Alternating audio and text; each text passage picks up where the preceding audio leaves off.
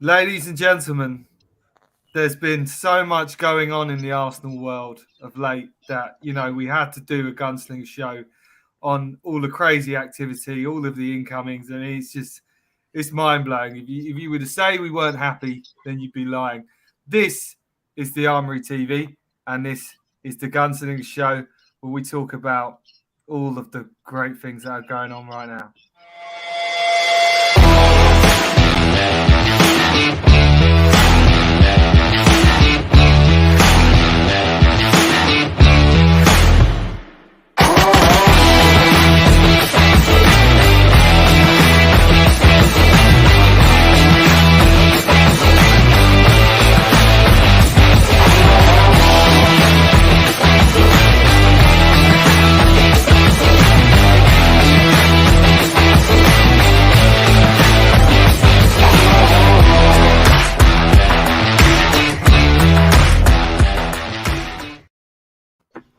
So what's up, people?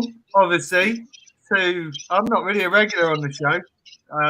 I've been called up at the last minute substitution to host the show, so I've just gone with it. Hello, Big Steph. How you doing today, mate? The football messiah. Yeah. I'm good, bro. I'm good. I need it. Have you ever had someone on the street stop you and go, "You are the messiah"? Because I would think that would be pretty cool if someone did. Not yet. Well, I think you're the messiah, so I appreciate it. And here he is, second to the only God himself, Gunner King. How you doing, Christopher? You okay, mate? Yeah, all good, man, all good. And obviously, it was a bit tongue-in-cheek, the old intro to the show. How are we feeling today, boys? Are we calm? I feel fine. I must be like one of the few Arsenal fans that just feels fine. Yeah, not me. Big Steph, you're not fine. Well, that's gonna be a good show because it's always good to hear you. Yeah. You two are at it. I'm just gonna stay in the middle. Yeah. So Bissouma was on the card for the show. So I'm gonna start with you, Big Steph. Big Bissouma, missing out on him. Is it a missed opportunity? Are you upset that we went in for him or we didn't get him? Or do you think we didn't need him anyway? No, we definitely need him. We need it for depth. We need it for quality. The fact that we're now in another competition that obviously Europa is a strong enough competition that I feel that with him it gives us an extra leverage to win that and also compete another fronts of that. Wait, come out. Sorry.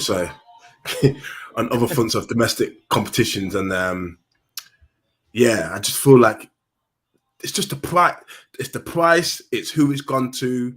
It's the fact that we were linked to him for so long. Yes, he had this case, so maybe they were trying to work it out whether he's going to bust case or not, kind of thing.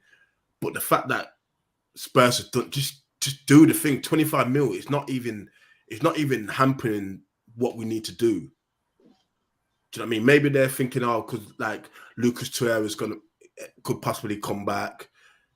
Eight and 8 miles could come back. There's quite a few players that can come back that we probably wanted to sell and we've not. But still, just get it done. Just buy him and just figure it out. You know what I mean? Work backwards sometimes.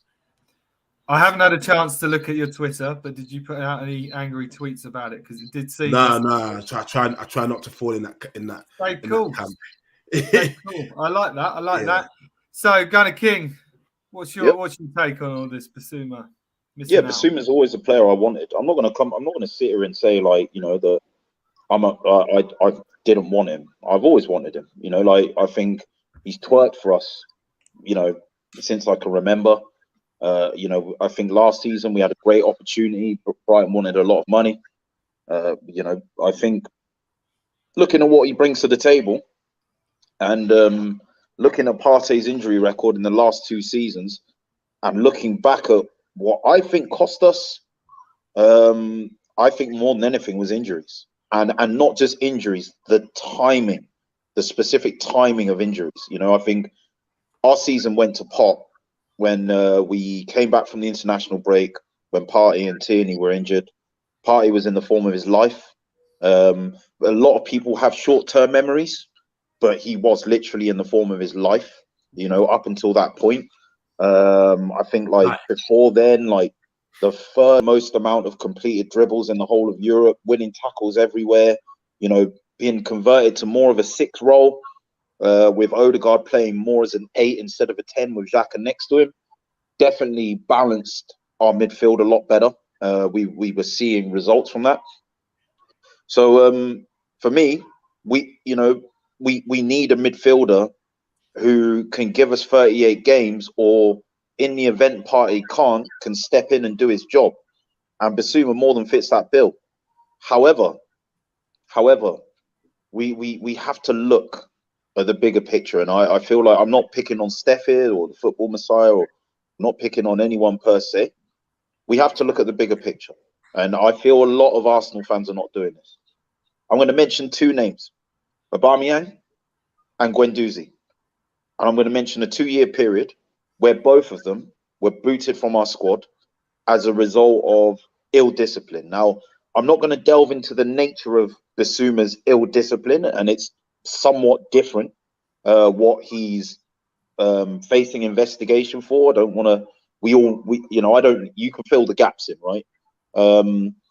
And the involvement of it is in question. The libel at the moment, after he's been, sort of obviously charged and arrested, means that the only person that knows the nature of the charge or the crime is him.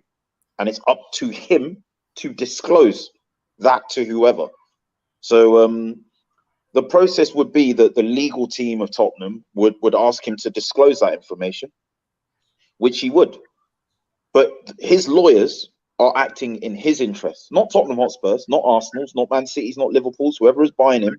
They're acting in his interests. And it's in his interests as a football player to move, to earn more money, to further his career. Yeah. So, yes, Tottenham fans are running around and saying, well, Levy wouldn't take this risk, and that, you know, there's going to be full transparency with his lawyers, that and all this. I've got 2 qualms with that. One, yeah, the one qualm that I've just mentioned, yeah, is that invariably we have to rely on the word of and the above boardness and the good intention of his lawyers and himself. And 2, when I bring back into context that Oba and Guendouzi have left as a result of ill discipline. You know, Guendouzi split the fan base. Yeah, a lot of fans are like, Arteta can't handle these players, and it disrupts the squad. And we have a younger squad than Tottenham. We have a less experienced manager than Tottenham, right? And when you have young players, there needs to be more of a herd mentality. Now, I'm not saying for a second he'd done these things. Maybe it was the person he was with or whatever. But you have to ask the question, what kind of company are you keeping? Even if you weren't involved, yeah. If you're around certain men that are doing these things, like you know, what kind of company are you keeping? What are you getting up to in your spare time? Does Arsenal need that right now? Is this me copping out of the fact that we didn't get Bissouma? I've come on and said the first opening gambit, I wanted Bissouma. I still want Bissouma. You know, like, but is he worth the flight risk? Now look at the other top 6 clubs. All of them have scouted him, by the way. Man City, Liverpool, Chelsea, yeah, us and United. Name one of those that doesn't need a central midfielder. Fernandinho, just retired, yeah. Liverpool haven't replaced Gigi. Henderson's getting on, yeah. And then you look at Keita, who's not really staying fit. They're crying out for a midfielder like him as well. And they will go and get a midfielder. Right, and then wait. Sorry, let me finish my point. Sorry. Yeah, you look at Chelsea, Kante, Jorginho, aging. Yeah, Loftus-Cheek, is he good enough? Their midfield, Jorginho and Kante's contracts expire in a season, and they're aging. Kante's no longer staying fit. Yeah, so again, that's another team that could have done with him. Yeah, and you look at United, their whole season fell apart because they didn't have a 6 last season. 25 million. Yeah, absolute steal. And look at the situation with Greenwood. That's quite similar. Yeah. So why is it none of these other top clubs are touching him with a barge pole either? Yeah. For the same reasons. Yeah. Now Tottenham can be more risk adverse. And the reason being, one, they've got more experience. They ain't had the problems with discipline. They've got a more experienced manager. But most importantly, what does Levy like doing more than anything? Saving a few quid. Yeah. And this deal is coming at that premium in terms of the cost. Yes, because Bissouma's in the last year of his contract. Why is Jesus still costing us 40 million? He's only on a year on his contract. Zinchenko, 30 to 40, the same. You don't think that that price hasn't been driven down by what skeletons he's dealing with this investigation at the moment? So for me, yes, I want Bissouma. Yes, there is a player there. Yes, No, we don't need to be missing out on this business, right? But another thing, if you look at players that play in that role and that mold, yeah, of six, that can break up play, that can also progress the ball if they're carrying and they're passing, mate, they're a dime a dozen. Let's be real. We're acting like it's not like strikers. It's not like strikers. Yeah, we're strikers. Yeah, strikers like number nines, traditional number nines. They're in a deficit. There's not that many of them. You know, like your Kanes, your Lewandowskis, your Benzemas, your Skamakas, your Vlahovic's. These guys. They're a lot more in a premium. But for someone who plays in Bissouma's role and position, name me any country in Europe of any of the 5 or top 6 European leagues, and I will write you a list as long as my arm of players that can play in exactly the same role as Bissouma. And that is a fact. Okay. Let me ask you this now. Give me 5 top players, yeah, that's available that can play in Bissouma's position, that can play in Bissouma's position. Calvin Phillips. So Bissouma's a top player now, or just a good league player? Are we saying he's one of the best in the world? I'm not saying he's one of the best, but he is a good player. Like he's a good player, yeah. But okay, cool. So I'm saying name me 5 players, yeah, that are as good as Bissouma. Declan Rice. Oh yeah, but I mean he's going to cost Phillips. Yeah, so I mean, look, we got the guy from Lens. Yeah, you've got Allen, you've got Decore at Everton, you've got again, we got the well, these two, yeah. Come on, look, okay, come on, man. They've been playing for Everton. Yeah, the whole team's been poor. Yeah, Indeedy, you go to that guy at PSV that we've been linked to, as well. You're not giving me no names. You're just saying teams. You're not giving me no names. Steph. So you think we should have taken a risk on him? You didn't think that the whole kind of charges against him that's still flying around and all the things, you think he was worth a punt? Yeah. Okay, so for me, Bissouma didn't seem like he's ill-disciplined, like how you mentioned Aubameyang and what's his name, Guendouzi. Now, yes, he's got this case. Again, for me, I have to look at the nature of who these players are. Now, there's players because Bissouma still played for Brighton. What's his name? Greenwood. He's come back to United. No, he hasn't. He's come back into the squad. Yes, he has. No, he hasn't. Greenwood is not back in United squad.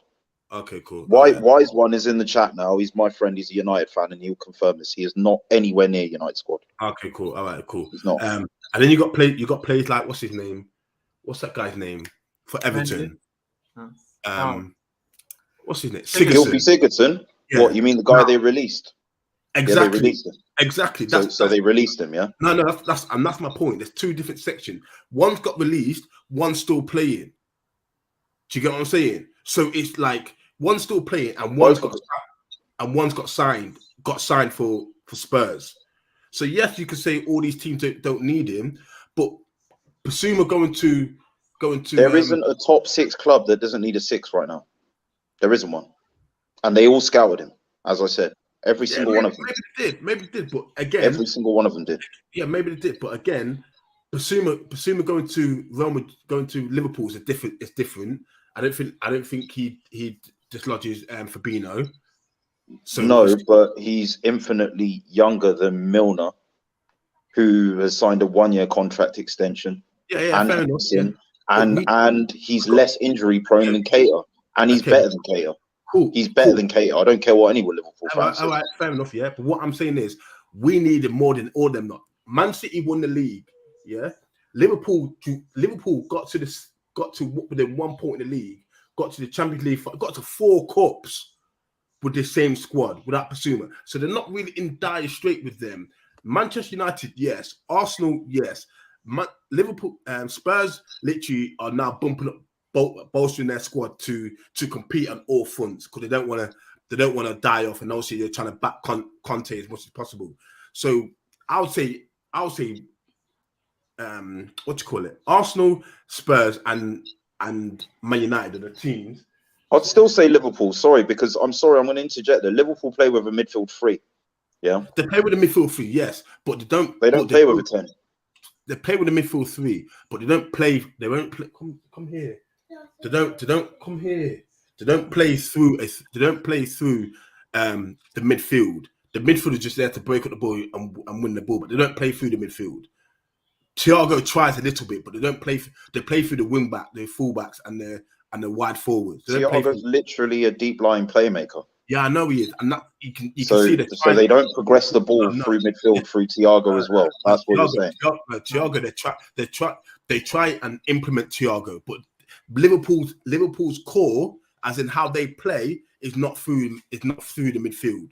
I mean, let's be honest. Man City, Liverpool, we're never going to sign Bissouma. I don't think he. No. But the point I'm making, right, is look, you guys are looking at it from the perspective of dislodging a player right now, right? So the top teams, let me tell you what they do. Yeah, they don't wait. Yeah, like last season, for example. Yeah, Chelsea tried to get Hakimi after they had won the Champions League. Yeah, Azpilicueta was clearly aging and on his way out, and they've got James. What are they doing buying Hakimi? They got no business buying Hakimi because they know that Azpilicueta is on his way. Yeah, so what Hakimi was about getting him was basically bringing him into the cycle, integrating him into the team, and then when Azpilicueta goes, instead of having to replace him and be reactive about replacing him, they have proactively replaced him beforehand. He already knows the squad, the team, the ethos, the manager, the way that they play, so that the transition is seamless. Yeah. So why would you remove City and Liverpool out? Because that's literally how they recruit. They knew Mane was good enough. If you think they didn't know Mane was going, I don't think it's good enough to get in their teams. That's why. But you're thinking of the here and now. This is what I'm trying to say to you. Yeah, right. So if you think they knew Mane was going in January. Let's be real. Mane didn't just suddenly come out in the summer and say I'm leaving. Yeah. So they went and got Diaz. Diaz was the Mane replacement. You understand? That's why they didn't go out and get a like for like player when they bought Darwin Núñez. Núñez his profile is completely different in stylistically to Mane's, because Diaz is more akin to the way that Mane plays, a wide-sided player that can play across the line, that offers a goal threat and creativity. That was Diaz. Do you see what I'm saying? So, yeah, like 150%. If they've just lost Fernandinho and Rodri gets injured tomorrow, who's playing as a 6 at City if Rodri gets injured?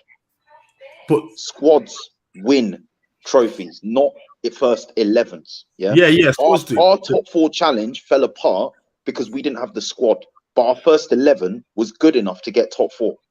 You understand? Yeah. All right, so guys, I just want to read out a few comments. Sorry, I've been a bit behind. Wise One says, Wagwan Armory Madam. I hope I said that right. Hope you're all blessed. Thank you very much, Wise One. Bissouma dashed the Satsuma in Arsenal fans' eyes. There we go. Said this one I quite like from Karen. Says, being from Brighton, I can tell you, you also have to look at the station investigating him. They don't have a good rep. So maybe the police are doing doing one over on old Bissouma. Maybe he's guilty after all. I agree. There's a plethora of centre mids all over Europe that will walk into United or Arsenal starting 11. So We many. don't need it in the mid though. Well, here we got. This is back to the 5. Neves, Grealish, De Jong. but that's Young, all available. Again, they're not naming light for light. That he doesn't replace Bissouma. No, every single one of those players. I like Karen's though. She's hitting us up with the facts. The facts, Karen. I like this. She's been in and out of course since 2019. I mean, you know, Greenwood's not back apparently for the wise one, and Solo says big up the panel, so that's great. I'm glad we didn't sign him. I think with that kind of baggage, it is only a risk that we shouldn't take. And I think but for 25 mil, I think it's too risky. I think what Chris has said, you know, when we've done all that work and getting rid of people who aren't going to be, you know, good for the team and good for the morale, why bring in someone with all that baggage that we just don't Tottenham don't have that history. Yeah. Do you see what I mean? So it works for them. Why does it have to work for us? I mean, it might not work. I mean, because he could still get prosecuted, and then, I mean, I don't even know what happens then. Do they get compensation? It's just a risk I don't think is worthy taking. I don't think he's good enough to take that risk. And as I said, had he been a central striker, like a number 9, like a traditional number 9, you know, there aren't many world-class ones. There aren't many ones that you're looking at that you think, yeah, they could turn out to be world-class. It's the same with centre-backs as well. There's not a massive plethora of top-quality centre-backs, but centre midfielders, wide players, attacking players, even goalkeepers, mate, they're a dime a dozen. They're everywhere. For us, though, he would be a backup. He wouldn't be starting in place of Partey, even though you said the injuries to Parties. Bissouma, if we signed him, he would be on the bench. He wouldn't come out. I think he would play. I think he would play. Yeah. Partey would be ahead of him. No, I think he would play ahead of Xhaka, though. Yeah, but we're getting Tielemans, so I think. Yeah, but you have to remember, but this is what I'm saying. You guys are looking at it as like playing week in, week out. You have to remember every team has a deep squad. That's one thing that Arsenal never had. We'd never had a deep squad with quality. We always like got the bare 11, and then we hope that gets us through. Even through the Wenger days, we had the strong 11. Once the strong 11 when we're bringing in kids, and the kids just didn't have the physicality to keep up. So now we're saying, oh yeah, let's not buy Bissouma because we've still got Lokonga that we don't want to hamper his development. Send him out on loan. Yeah. Look, I'm with you on that. Send him out on loan. And as I said, Bissouma's profile for me, Bissouma's strengths. Yeah, let's go through them. Yeah, he's great at breaking up play, but then what he can do is he can distribute the ball short, mid, long term, long range passing. He's got all of that in his locker. He can drive with the ball forward. Very powerful. Yeah. Trust me, you go France, you go Holland, you go Italy. Yeah. You scour Europe, and you even look in the league, you look in the Championship, you look in Scotland. I promise you that these players are there, bro. They're there. Like playing with this particular style of midfielder is very prominent in today's style of football. Like you will find 100, 100 players like this. It's France especially as well. Yeah, you know, it's not that. It's the fact that he's prem proven. That's the biggest. So as I said, you know, like you look at Allen, you look at Decore, these guys that are at Everton. Decore is prem proven. Allen is like Torreira. I don't think Allen's that much better than Torreira, to be honest. Like he's not. Torreira's going as well. I know we're going to sell Torreira. I'm not saying. I'm saying Allen doesn't stand out where I think. Oh, he walks into like he. I put him on the same pedestal as Torreira.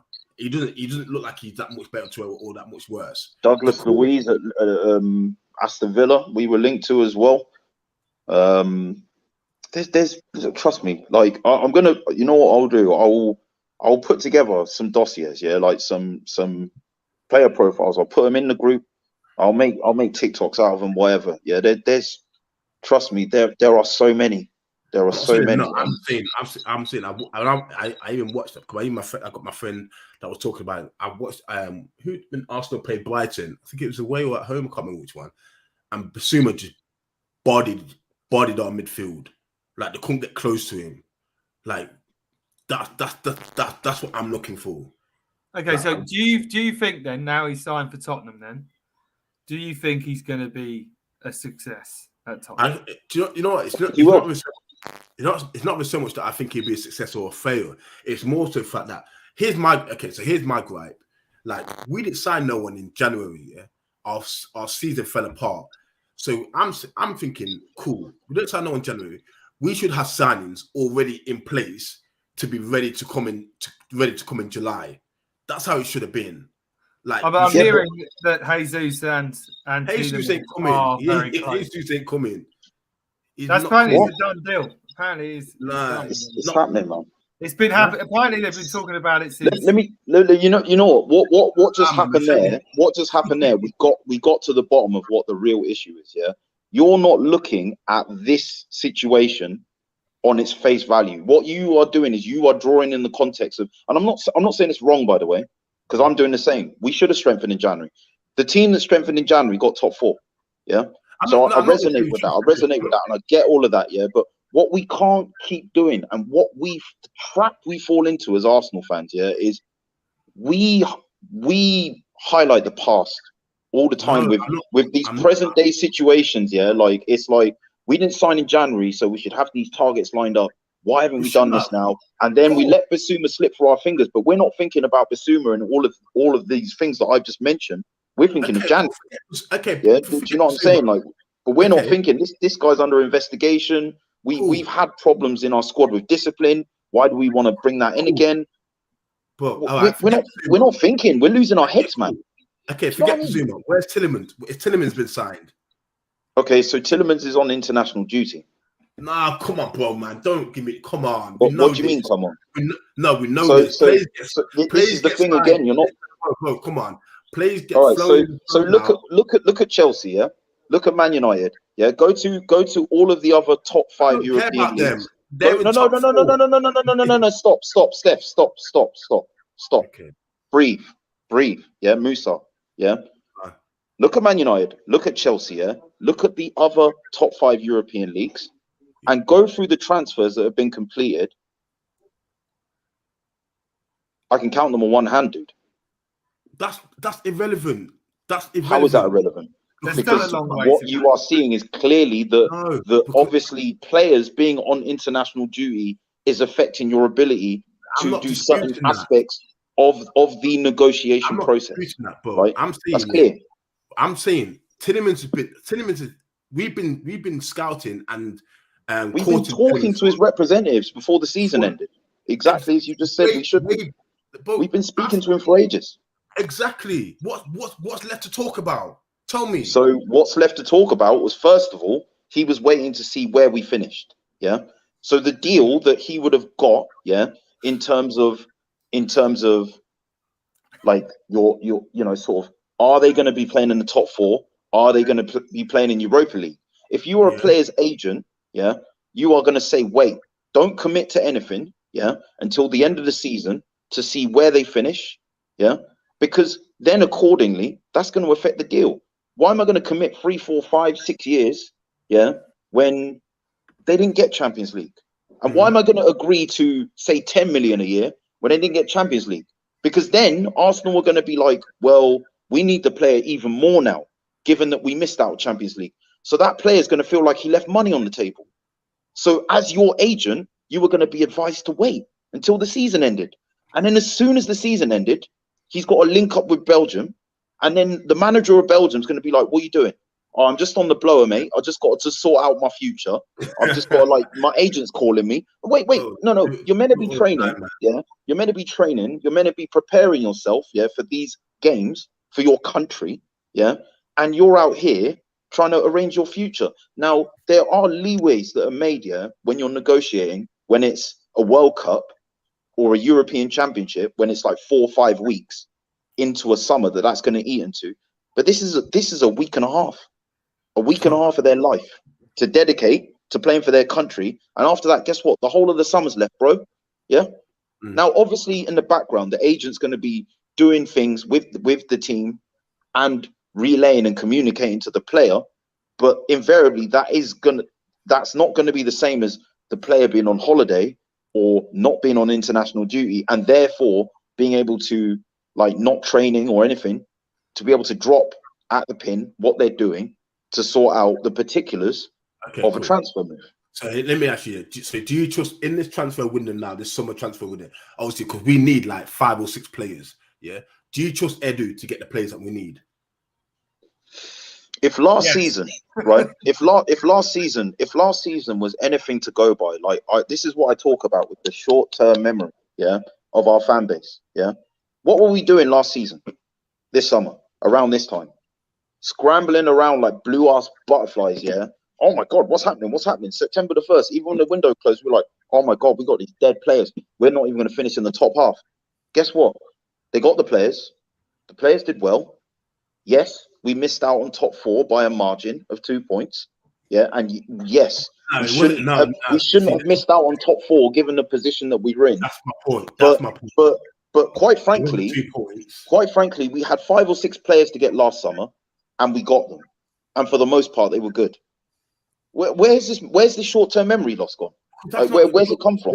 Did we forget that? You're saying 5, 6 players. We've got 5 days. We are 5 days in a window, and we're already acting like we should be at panic station. It's madness. That's what I'm saying. You're saying can't countenance it. I'm sorry. No, bro. You listen. You're saying short-term memory. We got 5 or 6 players. Yes, cool. But I'm talking about the quality of the players that we needed to step in when that we didn't have 5 or 6 players that could step in and come and, like, if Partey got injured, who came in? El Neni, and then it could play good for like 4 or 5 games. El Neni's better than Bissouma. I'll take El Neni over Bissouma, mate, all day. Listen, what you're talking about is we didn't have the player to step in when Partey got injured, right? Forget Partey, but we had Xhaka and we bought Sambi, yeah, and we expected Sambi to deliver, right? And obviously he's young, and I'm not going to hold that against him, yeah. But ultimately, you can't fix everything in one window. So what you're describing isn't the fact that we didn't get the right players. What you're describing is we didn't get enough in one window. We couldn't get everything done in one window.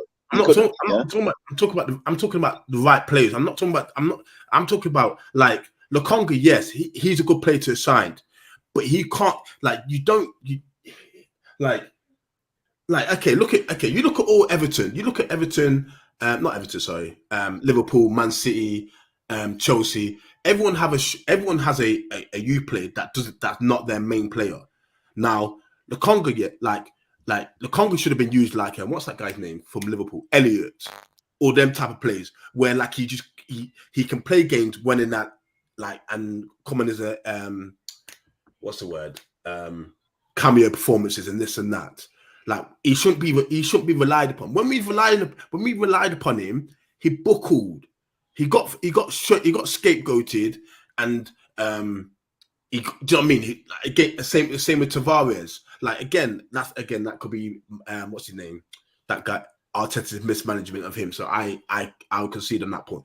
But what I'm saying is, like, there has to be a level of quality that and the experience that come with it. We're not getting quality and experience. We're just getting prospects. That's the difference. Can I just say? I just don't think Bissouma is as good as everyone's making out. I've seen better players. I'm going to do some more comments. Jesus and Tielemans are pretty much a shoe-in, Big Steph. Apparently, the Bissouma deal actually makes Tielemans' AFC deal easier to complete and cheaper. Big up. He's a United fan, by the way. Australia. Thanks. Friendly reminder as well, yeah. If Tielemans doesn't come to us and goes elsewhere, what excuse would the club have? Should have got Bissouma, period. There you go, Big Steph. And would have been cheap. Karen, again, laugh out loud, just on the blower. Good afternoon / good evening at Army TV, the chat room. Thank you, DWTT. Look, the thing is, El Neni is better. See, there we go. What Steph just said, I want to just come back at that, because what he just said is what we're getting is prospects. Tielemans has played over 400 professional appearances. Yeah. He's made 120 in the Premier League alone. The guy debuted for Anderlecht when he was like 16, one of Belgium's biggest clubs. He was captain in it whilst in his teenagers. He then went to Monaco, yeah, and played like 50, 60 games there. Massive French club. And obviously he came to Leicester, yeah, not a big club, but definitely has helped them grow in stature. Scored in a cup-winning final. He's 25 years old. He's a fully fledged Belgium international. That ain't no prospect. I'm not talking He's about. 25. I'm not talking about him as a prospect. Yeah, no, but this is the point I'm getting to. Yeah, like no, I wasn't talking about him as a prospect. No. But if you look at Jesus, 25, similar sort of story. Yeah, like if you look at Gnabry, who we're linked to, he's 26, and he's got a wealth of experience. Yeah, that's what I'm saying. So if you look at the specific target and now of who we're linked to, yeah, and if you compare it to the quality and the experience of the players that we're linked to last season, there is more quality and there is more experience. Yeah, much more. Yeah, like so you can see there is an iterative progression. Yeah, you missed the tough to what I've said though. We had to sign prospects last season because we had too many gaps. We had too much to do, and if we had tried to just get one or two bits of quality in certain areas, we would have left bigger gaps in other areas. And I promise you, that is the reason why Man United finished 11 points below us, because they took that tact. They got more quality in their squad. They got more experience in their squad, but they've got more gaps in their squad as well. Yeah. So they fell by the waistline because they went the other route. Yeah. We decided that rather than leave as many, we wanted to cover as many gaps as possible. So we had to bring those prospects in. But you can see now, now, this summer, the players that we're targeting are not prospects, and they have quality. But we're in the same boat. We still finish in the same boat. What we didn't finish in the same boat. We finished 8th last season out of Europe, and we finished 5th this season in Europe. So how is that the same boat? I said we finished in the same boat as Man United. I said we finished in the same boat as Man United. No, Man United finished 11 points ahead of them. Right? Am we both still in Europa? I lie. Okay, so no, but no, Steph. I really like you, yeah, but I feel like sometimes you just look at the surface layer of things, right? No, I'm not even looking at surface. Man United, yeah, have just sacked one manager. They brought in Ragnick as a caretaker, yeah. The caretaker didn't work out. He was supposed to be a consultant, yeah, and he was supposed to be moving upstairs to be their director of football. They bought Ten Hag in. Now apparently, Ragnick's gone to Austria. They are at the stage we were at last season, i.e. they were at ground zero of a rebuild. Yeah. Ground zero. Yeah. We are not at ground zero of our rebuild, are we? We are ahead. In terms of rebuilding, we are ahead. We are not in the same boat. Don't listen to these Man United fans, telling me that we're in the same boat, just to make themselves feel better. Dude, we are ahead of them in a rebuild. You're missing my point. You're saying Man United finished 11 points behind us. Fair enough. Man United went the route of spending on quality. We went the route of buying of filling gaps. Yeah, and we both ended up in Europa because they started with a better squad. Steph, use your noggin, man. Their squad was miles better than ours. Their squad was miles better than ours when they added quality to it. Their squad last season. Are you telling me that last season, right? Before we had signed any players, when they finished 2nd and we finished 8th, we had a squad anywhere near as good as theirs. I thought it was on par. What are you? I can't help you. I can't help you. I can't help you. I can't help you. I can't help you. I can't. No. I can't help you. I'm talking. I'm not talking. Listen, there's no helping you, brother. There's no. I'm not talking about. Don't do that. Don't do that. I'm talking about personnel who's on par. That's what I'm talking about. Personnel. David De Gea last season, was miles better than Leno and Ramsdale put together. Yeah, they had just got to a Europa League final and finished 2nd. Yeah, they had players like Pogba and Bruno. Do you not remember the season Bruno had? Yeah, Bruno. Yeah, Rashford was doing well at that point. Who? Like, Who? what are you talking Who? about? Wait, who? What are Bruno, Pogba, Bruno. Who else? Go on. Pogba, Bruno. Who else? Look, listen. I think we've got a Listen, bit off track. Luke Shaw that season had been one of Europe's best left backs. Four. Luke Shaw had been one of Europe's best left backs. Four The players. season before last. Your memory is very players, short, bro. bro. I'm Players. sorry, Bob. If you were telling me that the season before last our squad was anywhere near as good as Man United, I can't. You're saying you'd name 4 players out of 11. You'd name 4. Listen. I have to agree. I do think Man United probably had the better players and better squad. They still do. That's the thing. They still actually do. What Big Steph They still do. In terms of still got better players than us. The players that we're signing. Then I agree with you on Chris, who we're looking at now. I want to ask a question. Big Steph, come to you first. So let's say Bissouma or Tielemans. Which one would have you chosen if you could choose yourself? And granted all the situations, which one would have you chosen? If you could choose, you would have gone Bissouma. Yeah. Chris, I'd have gone Tielemans. Not to say that what our team needs. Yeah. The reason being, and I'm going to explain it like this: if Partey is fully fit, and if Xhaka is fully fit, which of those 2 midfielders is more indispensable to our squad? Xhaka. Yeah, but than Partey. I mean, like we don't need Xhaka as much as we need Partey. Yeah, and there you go. Which of the 2 midfielders are we looking at that we want to upskill, that we want to improve on?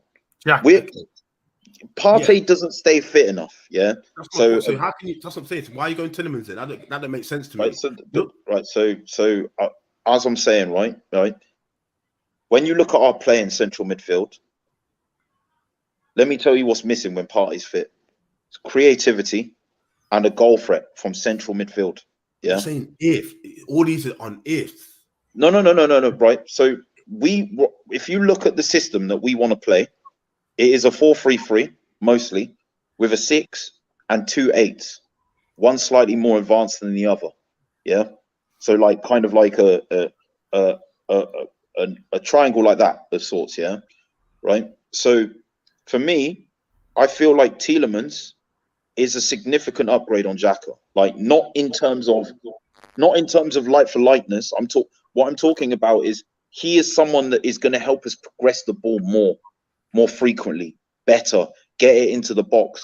Like, yes, we need goals and we need a striker to help us with that. But also our central midfield area, we don't have someone that can progress the ball, that can help us keep possession without being too conservative. Xhaka and El Neni will help you keep the ball, but they'll do it too conservatively. They won't look up for that line-breaking pass in the same way that Tielemans can. And also, Tielemans can take the ball forward and he can shoot from distance and make late arrivals into the box and get goals himself. So I feel that if you ask me what our midfield needs more, it also does need cover for Partey. I'm not saying that isn't needed. We do need a Bissouma profile. But if you ask me what we need more, cover for Partey or an improvement on Xhaka in this regard, whilst keeping Xhaka as a squad player or selling him, I'm taking the Lau. I'm taking Tielemans in his profile. I feel our midfield needs that more right now. But the joke is, we fell off not because of Xhaka, but because of Partey, right? Yep. That's where top 4 finished when Partey thing. So why would you try and cover Xhaka, knowing that Partey could still get injured and we're still left in the same boat? As I said, your answer is almost angled towards either getting Tielemans and not getting cover for someone, getting cover for Partey, or not. Like, so to be clear, I feel like if you are asking me what we need more out of Tielemans and Bissouma, I'm saying Tielemans, but that's not to say that we still don't need to find someone who can be credible cover for Partey when he's injured, whilst loaning out Sambi Lokonga. That's what I want to see happen. Now, I don't think we should. What I also said about the availability of players in Bissouma's profile, if you look at players like Neves and Tielemans, they're more like almost kind of registerish, kind of like playmaker-ish, but they do break up play as well. This narrative that Tielemans is lazy, I'm sick and tired of hearing it. He made the second most amount of ball recoveries last season in the Premier League. So yeah, and that was in a bad season. Like, so he wins the ball as well, dude. He will help you. He's not going to just be there in midfield picking out passes. He wins the ball for you. He makes interceptions. He makes tackles. Like he does that, but he just gives you that bit more going forward. So whilst he gives you some of what Bissouma brings you, not everything, he gives you more going forward. But then, yes, we need to back that up by getting someone who is more combative, who can break the play up. Yeah, for me, Xhaka was great from January. Like, and as I said, I've U-turned massively on him from when he got sent off against Liverpool to when he came back. I thought he was excellent. I'm not trying to further this agenda that I have against him because of what he did with the armband, but ultimately, again, 2 red cards last season in key games. Like his discipline and those moments of rashness are always going to be there. And if we look back since he has been here, yeah, those moments of rashness come when it matters the most. Against Manchester City, when we were 1-0 up, he gave away the penalty. Yeah.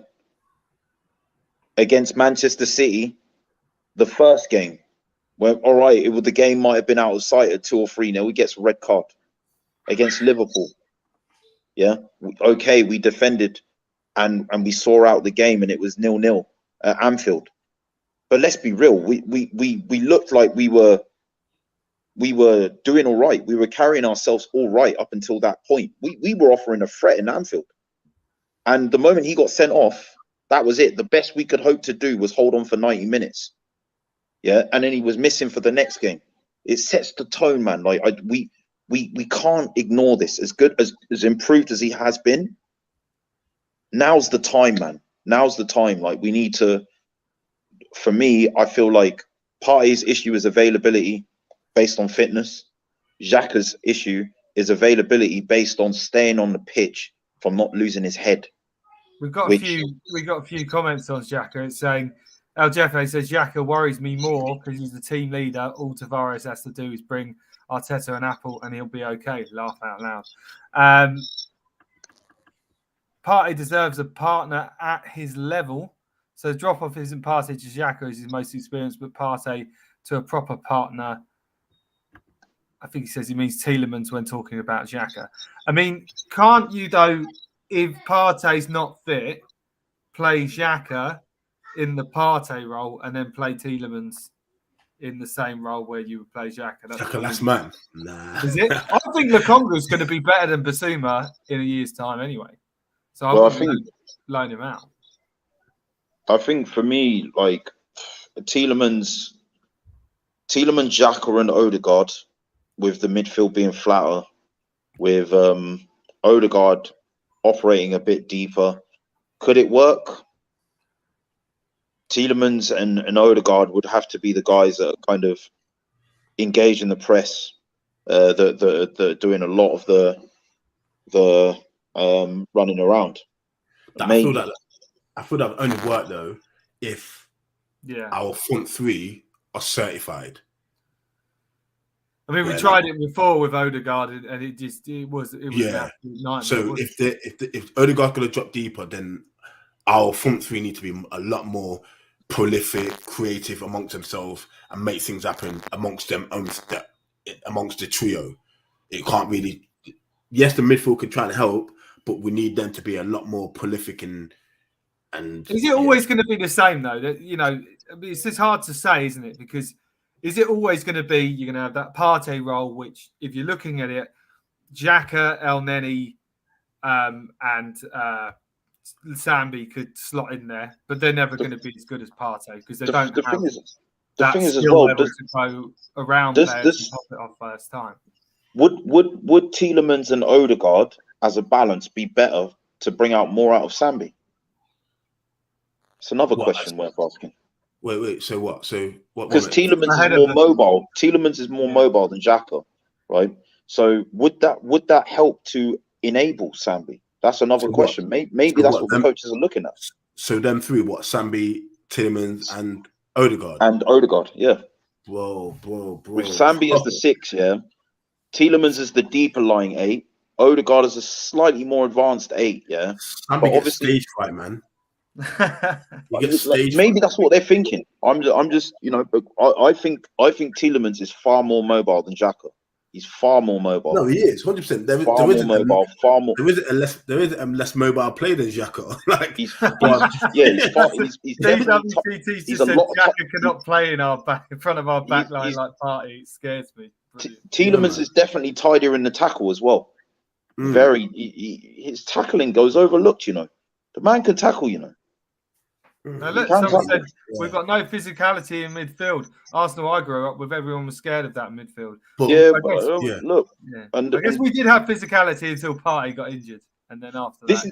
I think. Look, in terms of looking at our team, yeah, I've said we need 2 fullbacks, we need 2 centre midfielders, we need 2 strikers. Yeah, so we need the sort of striker we need, like a traditional 9 that can lead the line. Yeah, essentially is not your target man, but your complete forward. You need like someone like Jesus that can play across the line, so that if Saka or Martinelli need rest or rotation on either flank, then you've got that striker that can do that as well as operating as a central player. You need a midfielder in Bissouma and Tielemans' mold. You need a midfielder in the mold of both of them. Try and sign another Partey or in that. Like, say number 6 in that 6. I think we will look at one. I think we won't look to break the bank for one, because I think where we will look to break the bank will be in our attacking players. Yeah, I guess that's what Big Steph was saying, is that we're looking at, like you made a good point, so we're looking at Tielemans and Jesus, who are in the right mold. They're older, they're worth more, but when we go for that backup for Partey, we might have to go for someone a bit less experienced. This is the other thing, though. If you look at the players that we've been linked to, there's another element of our strategy which is very clear. We're going for players in the last year of their contract, quality players. That if Jesus had 1 more year left on his contract, if he had 2 years on his contract, we'd have to pay double, or near enough double. Same with Tielemans. Same with Gnabry. Bissouma, he was in the last year of his contract. There's more players that we're linked to. Tony's saying don't forget Milinkovic and Savic links. Yeah, from Lazio. Yeah. So a lot of the players that we're looking at, Zinchenko, he's another example. We're linked to him. The thing is, Zinchenko's not a midfielder, though, is he? Zinchenko is a midfielder. He can deputise in midfield. He's not midfield. So you would put him in that Partey role and be no. That's on the left. He is a midfielder. Yeah, no, he's a central midfielder, but he's more of a Tielemans kind of player, like more of a kind of box-to-box guy. Like I mean, I've heard the Zinchenko links. I don't really get the Zinchenko ones. No. So this is what I'm trying to say, right? Yeah. So first of all, there's 2 elements to our strategy. One, we're targeting a lot of players in the last year of their contract that we don't have to pay a premium for. Why is that? Because then we can maximize the number of targets we can go for. Gnabry is a 70-80 million pound player if he's got 2 or 3 years on his contract. Same with Tielemans. People were being quoted 50-60 million a season or 2 ago for him. Yeah, same with Jesus. Zinchenko, yeah. Now, the other thing about these players is they have the ability to play in more than one position. So you've got the quality and the depth being covered. Zinchenko can cover as a left back. He's a right-sided, right-footed left back, which means that he can also play as a right back and in central midfield. Gnabry can play anywhere across the front 3 or as a false 9. Jesus can do the same. Tielemans can play as an 8. He's also played as a 10. He even started playing in his career as a 6 at Anderlecht as well. So when you're bringing in these players that not only have quality but also can operate in 1 or 2 different positions, in 2 or 3 different formations, Hickey is another example. The kid that we're linked for at Bologna. Apparently, Hickey's is not. They've never been really. But we have been linked to him. But I'm giving you an example of he can use both his feet, and he's a fullback that's played on both sides. And when he was at Hearts or Hibs in Scotland, he was playing in midfield as well. So that's the thing. We're looking to obviously get to be clever in the market by reducing our outgoing, by getting players that are in the last year of their contracts, and then also we're getting players that can play in different formations or systems and in different positions themselves as well. Okay, so last question. I was thinking this as I was riding my bike through Bushy Park, as I do every day. I'm going to come to you, Big Steph, first. If we just sign Tielemans and Jesus in the transfer window, it's a fail. Is that a success or failure? No, fail. It's an absolute failure. How many more players would you think we would need to sign to make it successful? At least 2. And you need to at least 4 players. At least. 4. So if you were saying if we sign those 2, because I personally, I'd be happy with that. What, just them 2? Yeah. What, losing Lacazette, Aubameyang, and just signing Jesus? No, but we've got Eddie. We've got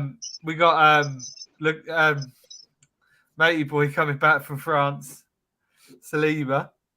He can cover it right back, both centre back. It's not. It's not even the defensive areas that we're struggling, so to speak. It's literally Partey, left back, and up front. But we've got a backup left back. He's not good enough for the moment. I think he's good enough. I think people were being a bit harsh. I think he needs a loan. I think he needs a loan. I think the way the season ended, I think mentally you could see that was hard. That was hard on him, man. Him and Sambi were given trials by fire, and much of like the people in the fan base think that they failed.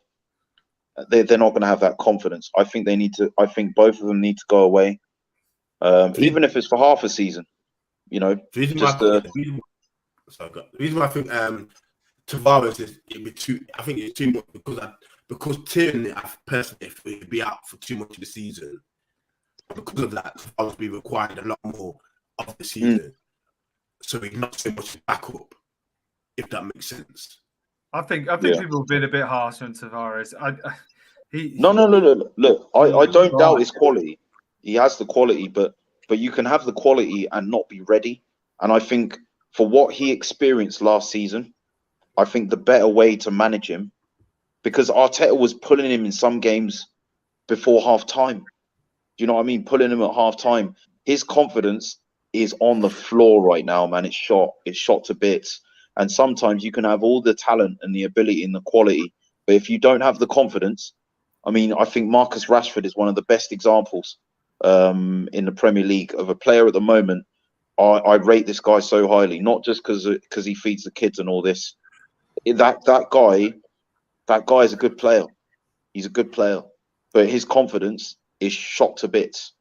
And I feel like Tavares and Sambi need to go away, build that confidence back up, have a good loan spell like Saliba, and then kind of come back with that confidence, with that wind in their sails, and I feel that will help them a lot, in the longer term.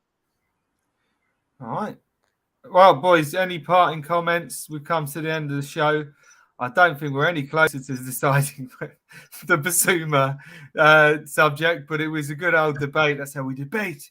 Anything else, Big Steph, before we go? The Messiah. Yeah, the Bissouma transfer was a fail, man. That's a conclusion.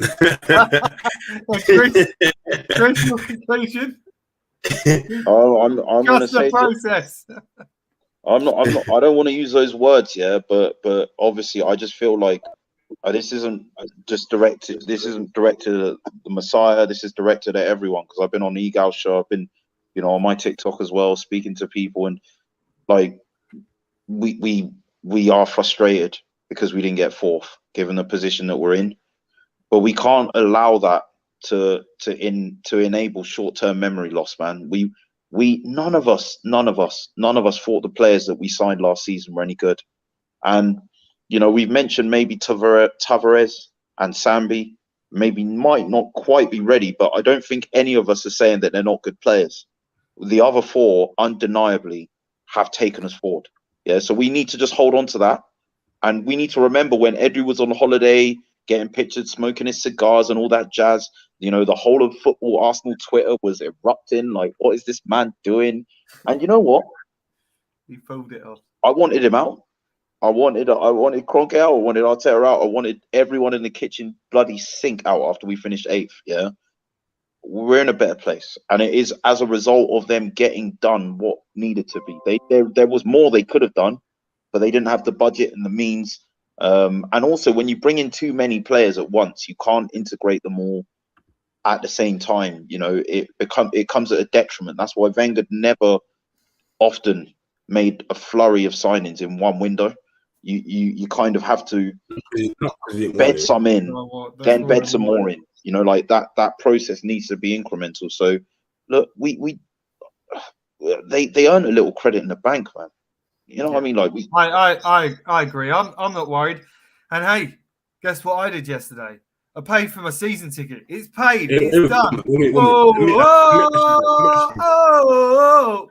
for Thursday night. What would it take you for either of you to I think the other thing as well, yeah. 1 minute. Sorry. So what would it take for either of you to be worried? To what? To be worried. You're saying you're not worried. So what would it take for you to be worried? No signings. Just no signings. Okay. Yeah. That's it. No signings before pre-season, which is in 2 weeks.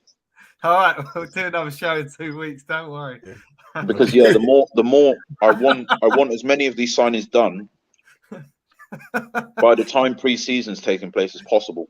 I want them to have a full pre-season. Here first. We'll see you in 2 weeks, and we'll see if the aura has changed. Hopefully, it has. Guys, thank you very much for tonight. This has been the Armory TV with FTV Sports. Please, if you're watching, like and subscribe.